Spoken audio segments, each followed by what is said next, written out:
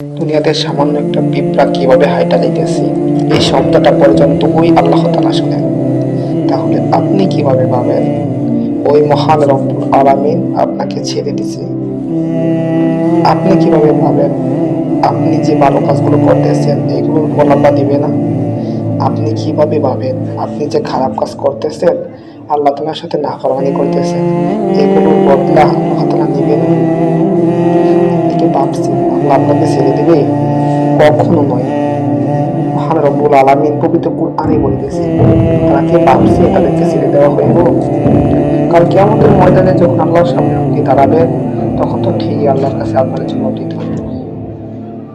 সারাটা দিন উলঙ্গ হয়ে পালা, খারাপ জিনিস, হারাম রিলেশন, মুভি দেখা, গান দেখা, অশ্লীল জিনিস দেখা, রিলস দেখা, কত কিছু, কত নারী দেখা, সব কিছু করতেছে। অথচ সারাটা দিনের মাঝে একটা ওয়াক্ত নামাজ আপনি পড়েন না।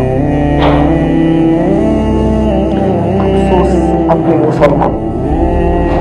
কি জবাব দিবেন আল্লাহ তাআলার কাছে? একটু ভাবেন। প্রিয় ভাই বোন, আপনার কাছে আমার একটা অনুরোধ,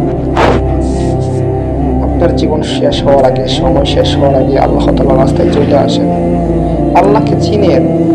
আল্লাহ তো আপনার পথ খুলে দিবে, দুনিয়া আখিরাত সব সময় ঘুরে দিবে। আপনি জেনারেলে শিক্ষিত হন অথবা মাদ্রাসায় শিক্ষিত হন, আল্লাহ তাআলা আপনাকে পছন্দ করে।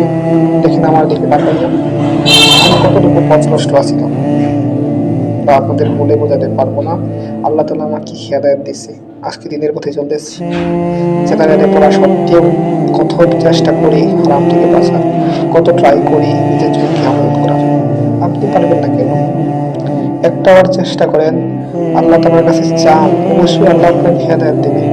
প্লিজ প্লিজ আল্লাহ তাআলাকে মনে করেন, আল্লাহর পথে আসেন, হারাম থেকে বাঁচেন। মুভি দেখা, এই দুদিন পর পর হারাম মুভি রিলিজ হয়, কত জিনিস রিলিজ হয়, এসব দেখা থেকে বিরত থাকুন।